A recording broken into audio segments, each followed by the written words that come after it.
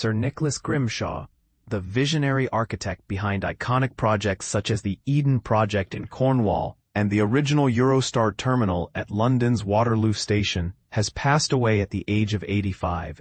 His death marks the end of an era for contemporary architecture that combined bold innovation with functional elegance. Grimshaw founded his architecture firm, Grimshaw Architects, in 1980, quickly establishing it as a pioneer in groundbreaking design. The firm's debut landmark was the Financial Times Printworks, inaugurated in 1988. This project wasn't just noted for its inventive approach, it earned numerous accolades and notably was granted Grade II listed status in 2016, recognizing its significance in architectural history. He was widely considered one of the leading figures of the so-called high-tech architectural movement, a style emphasizing advanced engineering and modern materials, alongside celebrated contemporaries like Norman Foster, Richard Rogers, and Renzo Piano. But here's where it gets controversial. Grimshaw himself resisted this label. In a 2018 interview, he emphasized that high-tech wrongly suggests a mere stylistic trend, insisting instead that his work drew deep inspiration from Victorian engineering giants such as Joseph Paxton and Isambard Kingdom Brunel. This distinction challenges how we categorize his architectural philosophy. Despite his nod to history, Grimshaw's creations looked anything but old-fashioned. The Eden Project, for example, reshaped a disused clay pit into a futuristic complex of interconnected geodesic domes supported by tubular steel frames.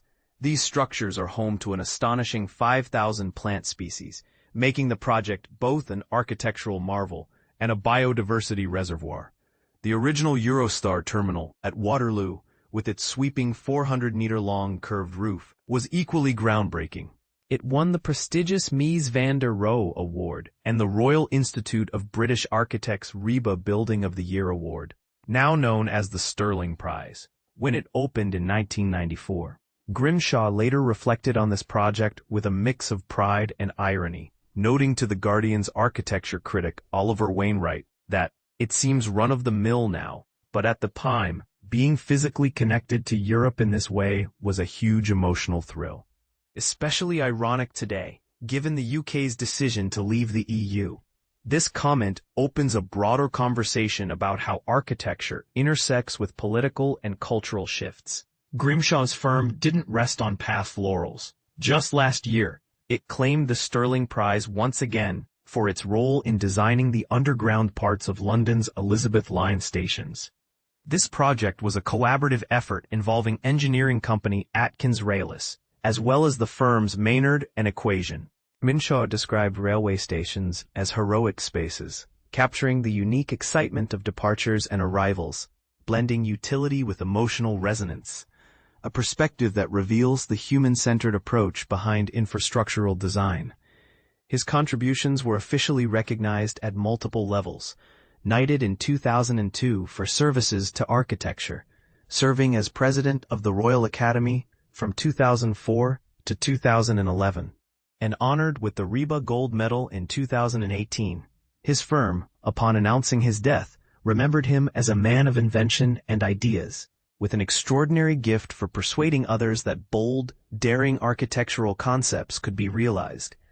What sets Grimshaw apart from some of his contemporaries who dabbled in stylistic experiments like postmodernism was his relentless focus on making architecture that was lightweight, sustainable, and fundamentally honest. As he famously compared, "I see architecture much like boat building. It's about the materials and structures performing real, functional roles, not about decoration for decoration's sake." This philosophy not only defined his work, but invites us to reconsider the true purpose of architecture. Now, as we reflect on Grimshaw's legacy, one might ask, should architectural styles be rigidly categorized, or is there value in recognizing the nuanced inspirations behind iconic works? And given his emphasis on sustainability and engineering, how might future architects build on or challenge his vision? These questions remain open for debate and invite readers to share their views.